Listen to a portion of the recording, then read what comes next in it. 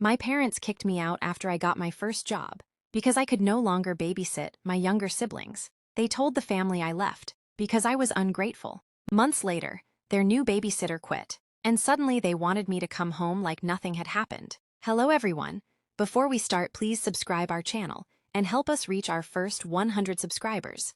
My name is Hannah Brooks. I'm 23 years old, and the day I got my first real job should have been one of the happiest days of my life. Instead, it became the day my parents threw me out. Not because I'd done anything illegal, not because I'd been disrespectful, not because I'd failed school, but because I could no longer babysit my younger siblings every afternoon. My mother looked me straight in the eyes and said, "If your job is more important than your family, then you don't need this house anymore." I quietly packed one suitcase, walked out the front door, and never looked back. 6 months later, their new babysitter quit without warning. Suddenly, my phone wouldn't stop ringing. Looking back, the warning signs had been there for years. I was the oldest of 4 children. There was me, then my brothers, Luke and Owen, and finally, my little sister, Emma. When Emma was born, I was 12. Mom returned to work only 6 weeks later. Dad worked long hours as a mechanic. Money was tight. I understood. So I helped. At first, it was little things, changing diapers,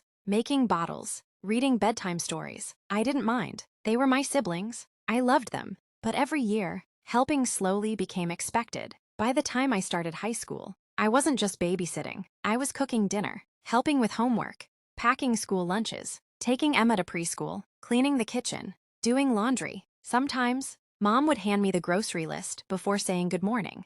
Dad often joked, "We don't need a nanny. We've got Hannah." Everyone laughed, except me. When my friends went to football games, I stayed home. When they celebrated birthdays, I stayed home. When they got part-time jobs, I stayed home. Every afternoon, I rushed back from school because someone had to pick up Emma. Someone had to start dinner. Someone had to make sure homework was finished before Mom and Dad got home. That someone was always me. My guidance counselor noticed. One afternoon, she asked, "Have you ever thought about getting a part-time job?" I smiled sadly. "I already have one." She looked confused. "My parents just don't pay me." She didn't laugh. Instead, she quietly handed me an application for a bookstore downtown. I almost didn't apply. Then one evening, I overheard Mom talking on the phone. "Hannah doesn't need spending money. She lives here for free. She should be grateful." Something inside me changed. The next day, I submitted the application. A week later, the bookstore manager called. "We'd love to